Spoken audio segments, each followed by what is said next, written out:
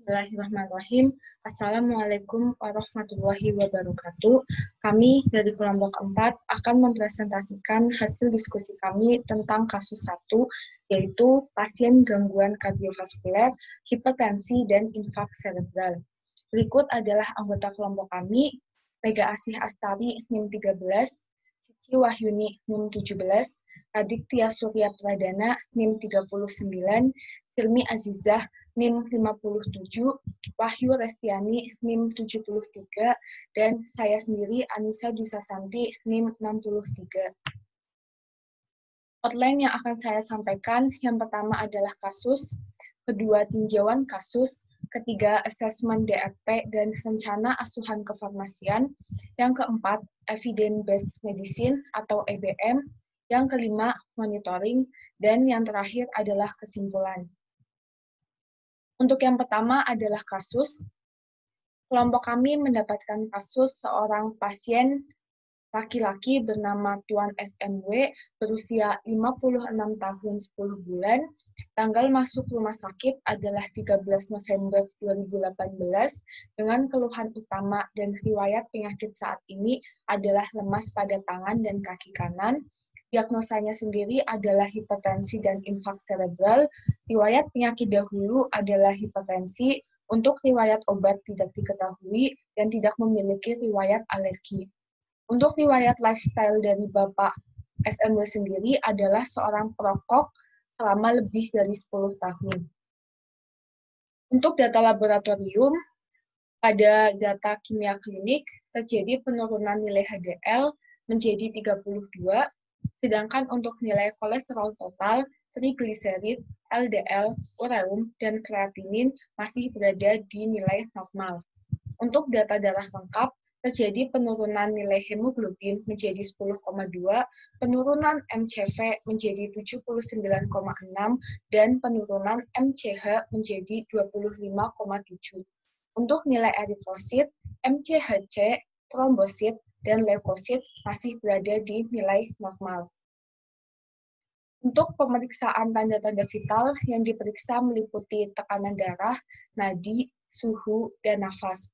Untuk tekanan darah sendiri, pasien mengalami peningkatan dari nilai normal, yaitu 120/80 pada tanggal 13, 14, dan 15.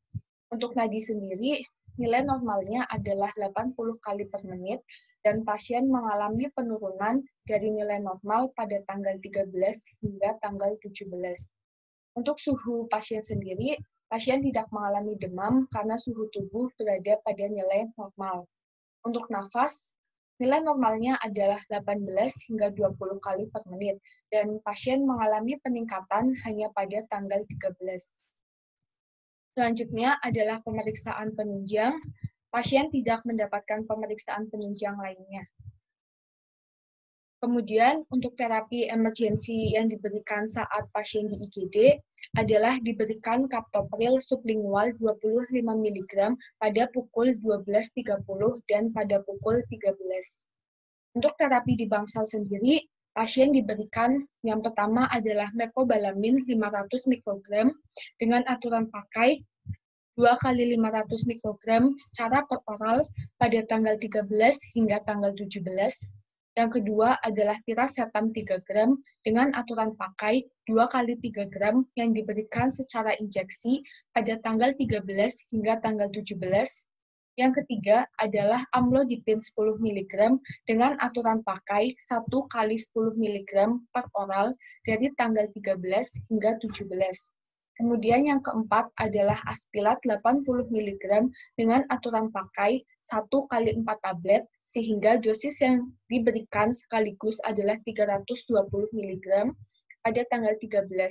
Kemudian yang terakhir adalah aspilat 80 mg dengan aturan pakai 2 kali 80 mg per oral pada tanggal 14 hingga 17. Untuk selanjutnya adalah tinjauan kasus. Pasien memiliki 4 problem medik berdasarkan hasil diskusi kelompok kami. Yang pertama adalah hipertensi yang dapat dilihat dari data objektif, yaitu tekanan darah, seperti yang telah saya sebutkan pada pemeriksaan tanda-tanda vital sebelumnya. Selain itu, juga diagnosis dari dokter dapat dimasukkan dalam data objektif, di mana pasien memang didiagnosa mengalami hipertensi. Yang kedua adalah infark serebral, dapat dilihat dari data subjektif, yaitu lemas pada tangan dan kaki kanan, sedangkan untuk data objektifnya dapat dilihat dari diagnosa dokter, di mana pasien sudah didiagnosa menderita infark serebral. Yang ketiga adalah anemia defisiensi besi, di mana dapat dilihat dari data objektif, yaitu terjadi penurunan nilai Hb, MCV, dan MCH. Selanjutnya, yang terakhir adalah dislipidemia, dapat dilihat dari data objektif, yaitu terjadi penurunan nilai HDL. Selanjutnya adalah patofisiologi hipertensi. Hipertensi dapat disebabkan karena peningkatan curah jantung ataupun resistensi perifer. Untuk peningkatan curah jantung disebabkan akibat aktivitas berlebih dari pasien atau dari seseorang. Sedangkan untuk resistensi perifer disebabkan karena adanya peningkatan konsentrasi kalsium intraseluler sehingga mengakibatkan terjadinya kontriksi sel-sel otot polos. Jika kontriksi ini terus terjadi atau terus berlangsung akan mengakibatkan terjadinya perubahan struktural melalui penebalan dinding arteriol, sehingga nantinya penebalan dinding arteriol ini akan meningkatkan resistensi perifer yang irreversibel, sehingga tekanan darah akan terus meningkat. Selain disebabkan karena kedua faktor tersebut, hipertensi juga dapat disebabkan oleh sistem renin-angiotensin. Produksi renin yang dikeluarkan oleh tubuh merupakan respon akibat kurangnya konsumsi garam. Renin yang diproduksi akan mengubah angiotensinogen menjadi angiotensin 1, yang selanjutnya angiotensin 1 akan diubah menjadi angiotensin 2 oleh angiotensin converting enzyme atau AC. Angiotensin 2 ini merupakan vasokonstriktor poten, sehingga akan menyebabkan terjadinya vasokonstriksi. Selain menyebabkan terjadinya vasokonstriksi, angiotensin 2 juga menstimulasi pelepasan aldosteron, di mana aldosteron ini dapat menyebabkan peningkatan penyerapan ion natrium dan air di tubulus distal ginjal, sehingga dapat meningkatkan baik volume dan tekanan darah. Untuk yang kedua adalah patofisiologi infark serebral.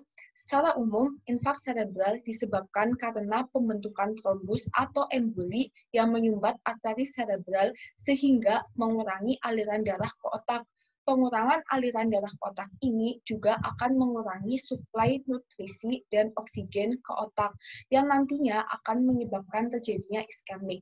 Untuk trombus atau emboli sendiri ini dapat disebabkan karena adanya aterosklerosis karotid. Karotid sendiri merupakan pembuluh darah yang ada di leher yang mengantarkan darah ke otak. Selain karena adanya aterosklerosis karotid, juga dapat terjadi karena emboli jantung. Untuk yang ketiga adalah patofisiologi anemia defisiensi besi. Kekurangan zat besi dalam tubuh bisa disebabkan karena anoreksia, malabsorpsi gastrointestinal, pasok makanan yang tidak mencukupi, penggunaan aspirin yang dapat menyebabkan perdarahan pada gastrointestinal. Ketika tubuh kekurangan zat besi, maka akan mengganggu proses pembentukan sel-sel darah merah.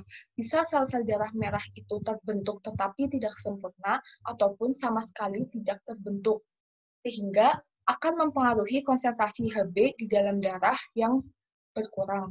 Anemia sendiri harus ditangani dengan tepat pada pasien dengan gangguan kardiovaskuler karena anemia dapat meningkatkan morbiditas dan mortalitas pada penyakit kardiovaskuler. Kenapa? Karena anemia dapat meningkatkan curah jantung. Selain itu, anemia juga dapat menyebabkan hipertrofi ventrikel kiri dan juga menstimulasi sistem renin-angiotensin dan sistem aldosteron, di mana kedua hal tersebut dapat mempengaruhi tekanan darah.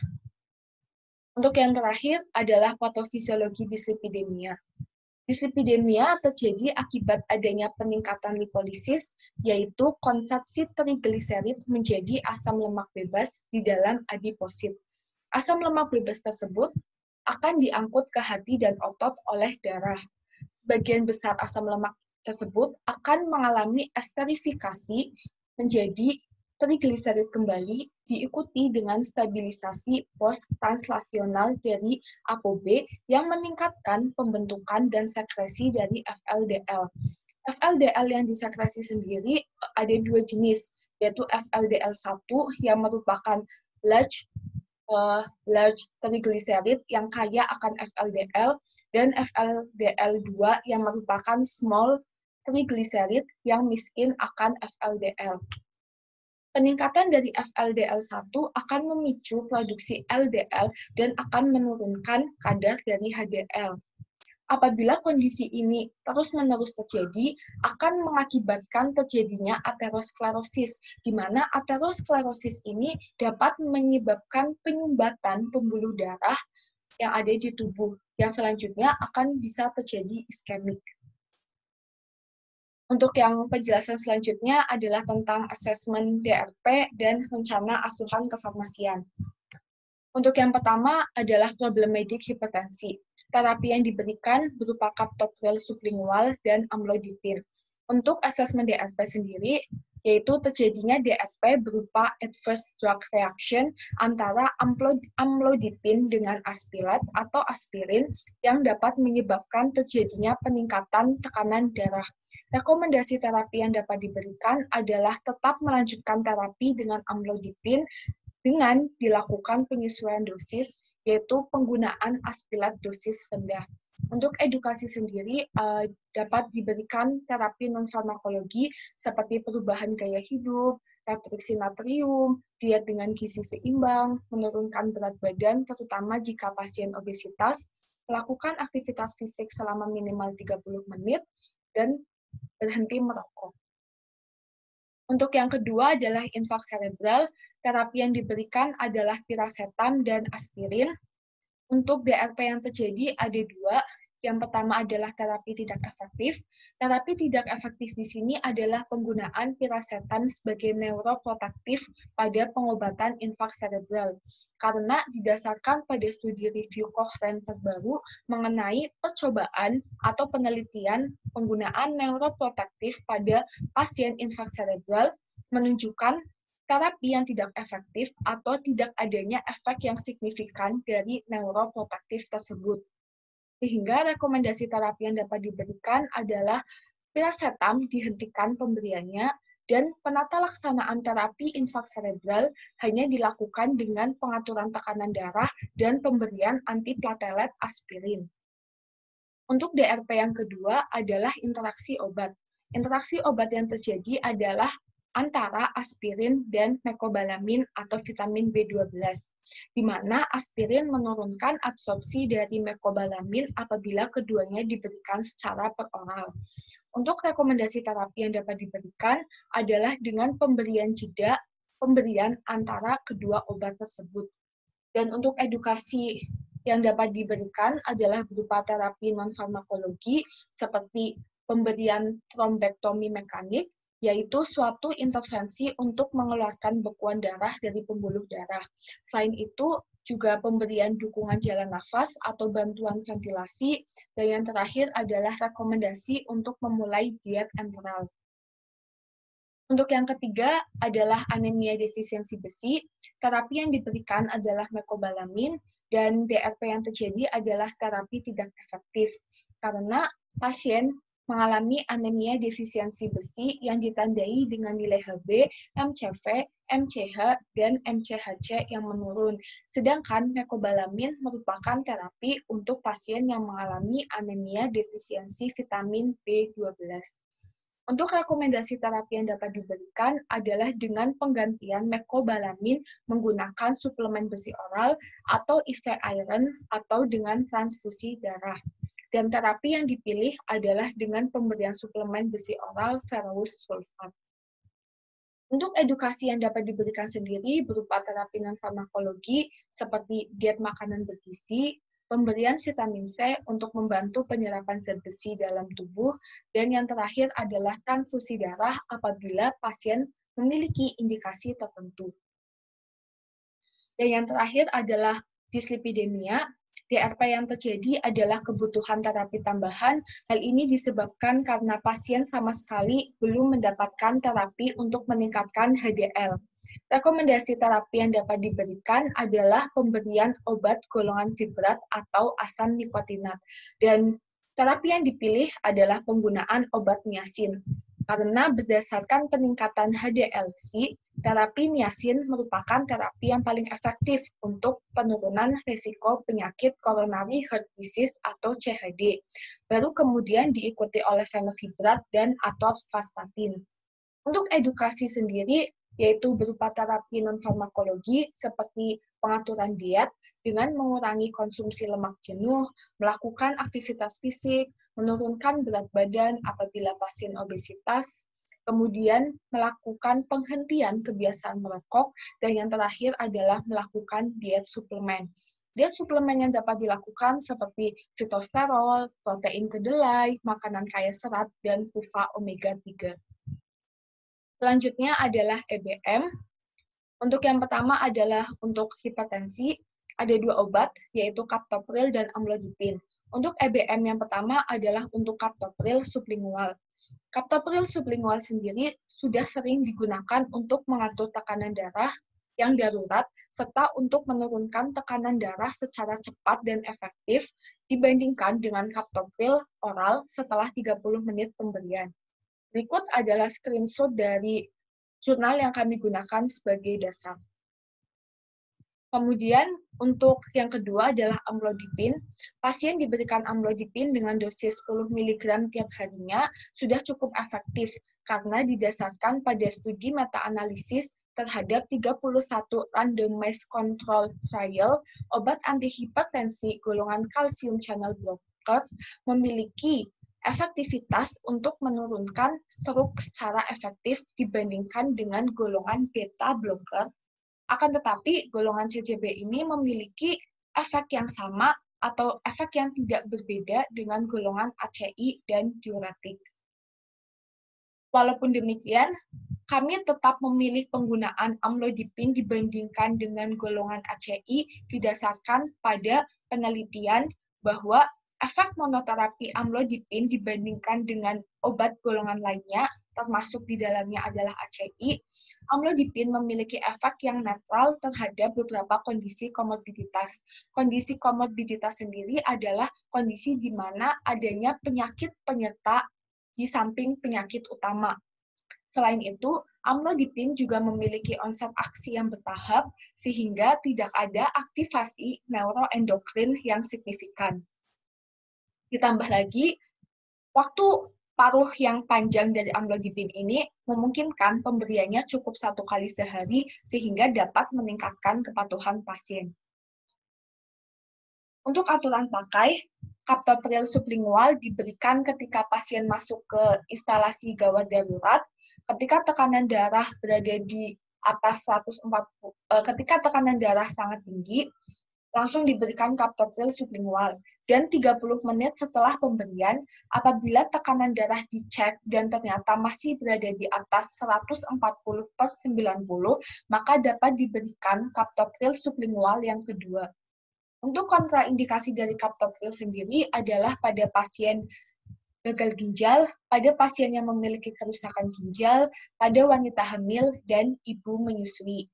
Untuk aturan pakai amlodipin, digunakan 1 kali sehari sebelum tidur. Kontraindikasi dari amlodipin sendiri adalah pasien angina dan stenosis aorta. Selanjutnya adalah infak cerebral. Berdasarkan guideline AHA atau ASA, terapi pada infak cerebral akut dapat diberikan dengan aspirin, yang dalam kasus ini adalah Aspilep, sangat direkomendasikan, terutama bagi pasien yang telah melewati kurun waktu 24 jam hingga 48 jam setelah mengalami gejala. Dan pada kasus ini, pasien mengalami gejala berupa lemas pada tangan dan kaki kanan. Berikut adalah screenshot dari jurnal yang kami gunakan, guideline. Selanjutnya adalah untuk screenshot dari guideline tentang ketidakefektifan neuroprotektif pada kasus infak cerebral, seperti yang telah saya jelaskan pada asesmen DRP di infak serebral. Untuk aturan pakai, dosis inisial dari Aspilet adalah 325 mg, sehingga dapat digunakan Aspilet 80 mg sebanyak 4 tablet dalam 1 kali minum untuk dosis inisialnya.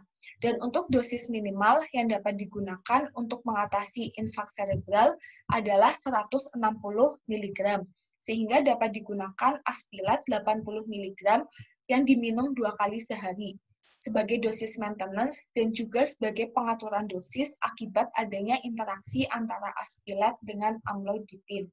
Untuk kontraindikasi dari Aspilet sendiri adalah tidak boleh diberikan pada anak-anak dengan usia di bawah 16 tahun, pada pasien dengan hipersensitivitas terhadap aspirin, dan harus dihindari pada wanita hamil di trimester ketiga. Selanjutnya adalah EBM untuk anemia defisiensi besi. Jadi, pada kasus kami, pasien mengalami anemia defisiensi besi yang ditandai dengan penurunan nilai Hb, MCV, dan MCH yang menurun. Dan pengobatan yang diberikan adalah mecobalamin, di mana mecobalamin merupakan terapi untuk anemia dengan nilai MCV lebih dari 100. Seperti screenshot dari jurnal ini, yang mendasari dari pernyataan kami.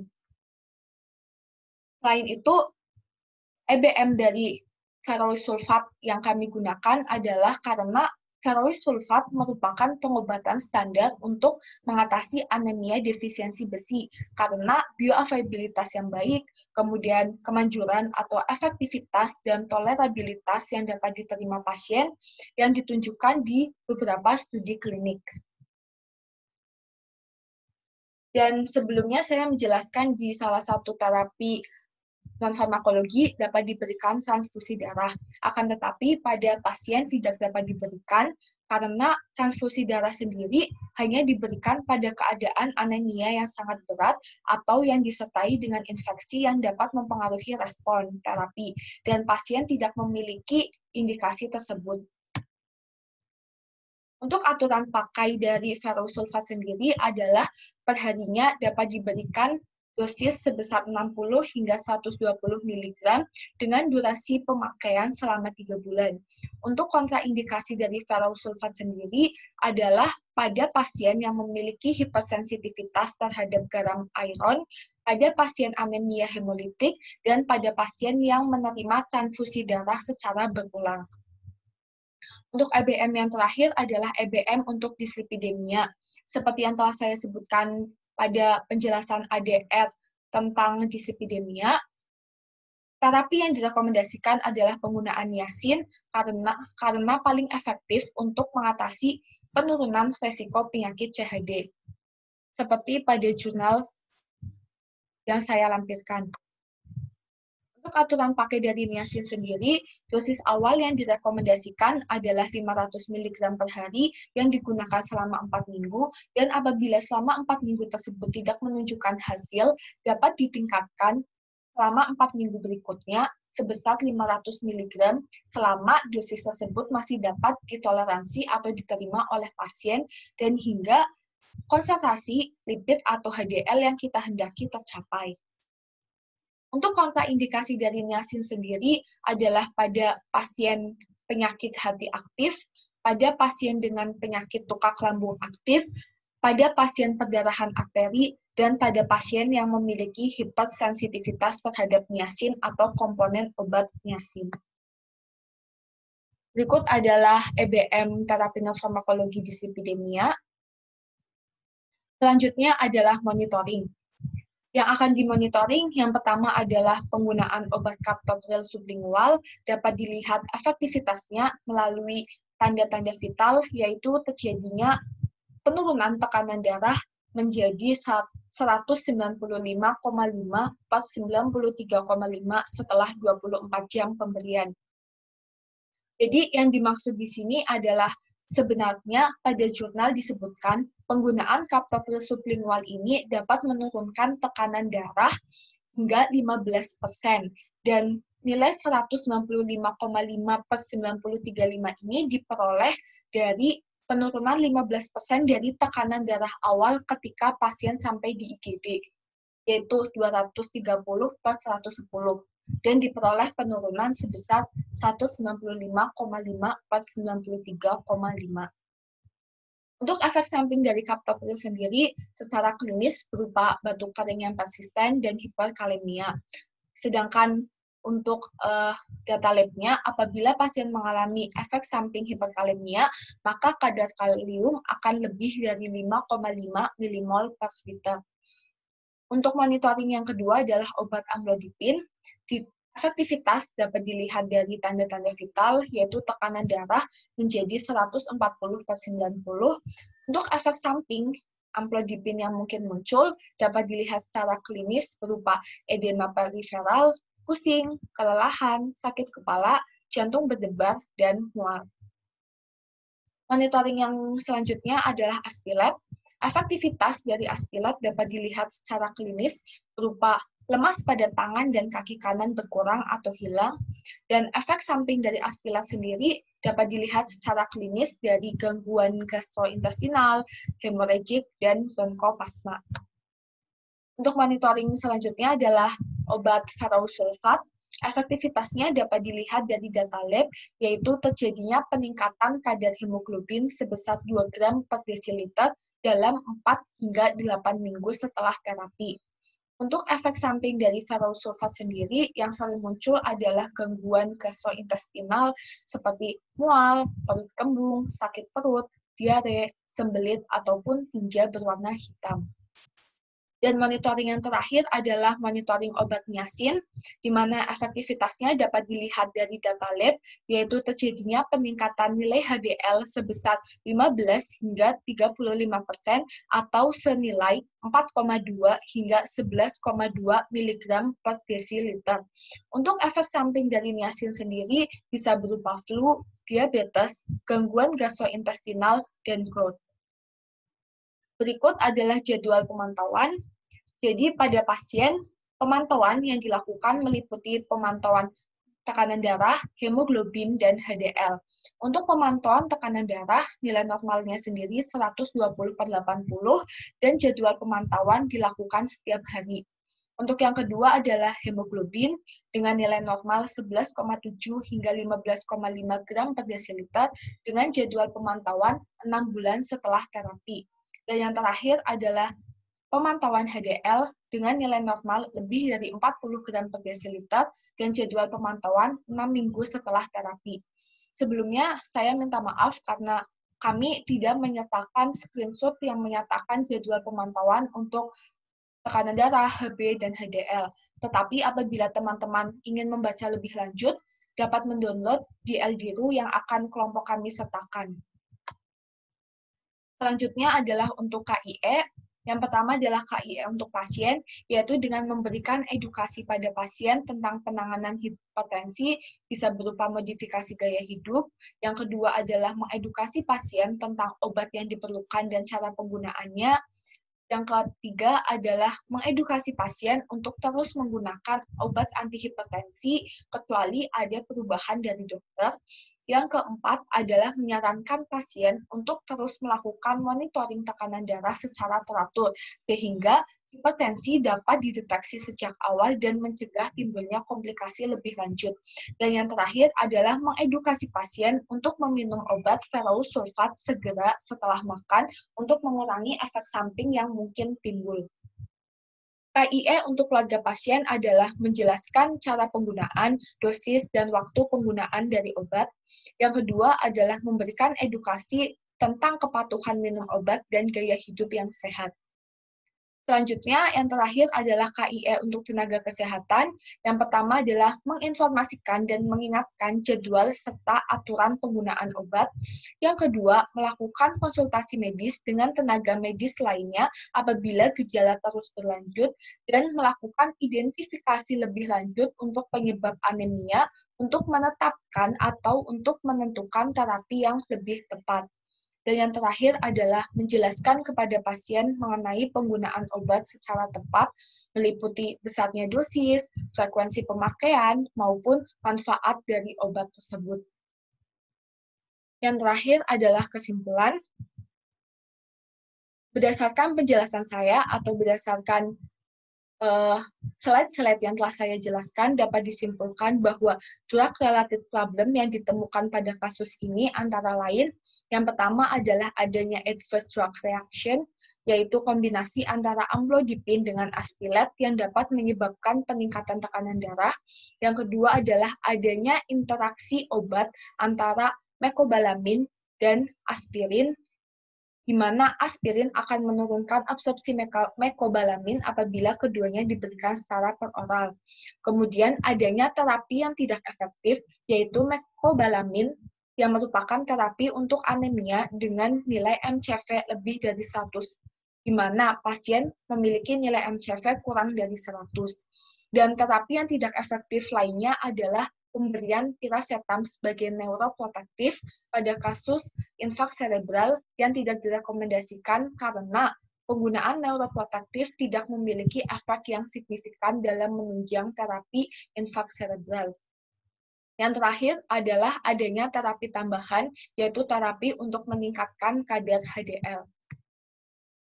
Sehingga pada akhirnya rekomendasi terapi yang diberikan yang pertama adalah captopril sublingual dengan regimen dosis 2 kali 25 mg yang diberikan pada tanggal 13. Yang kedua, amlodipin 1 kali 10 mg per oral yang diberikan mulai dari tanggal 13 hingga 17. Yang ketiga adalah aspirin dengan regimen dosis 1 kali 4 tablet, sehingga sekali minum diberikan dosis 320 mg pada tanggal 13. Dan yang keempat, aspirin dengan regimen dosis 2 kali 80 mg per oral pada tanggal 14 hingga 17. Dan yang kelima adalah pemberian ferrous sulfat dengan regimen dosis 60 hingga 120 mg per hari pada tanggal 14 hingga 17. Dan yang terakhir adalah pemberian obat niacin dengan regimen dosis 500 mg per hari pada tanggal 14 hingga 17. Berikut adalah daftar pustaka yang kelompok kami gunakan. Terima kasih atas perhatian teman-teman. Mohon maaf apabila dalam menjelaskan saya masih banyak kekeliruan dan kesalahan. Apabila teman-teman memiliki pertanyaan, dapat langsung memberikan komen di kolom komentar. Insya Allah akan kelompok kami jawab pertanyaan teman-teman. Sekian dan terima kasih. Wassalamualaikum warahmatullahi wabarakatuh.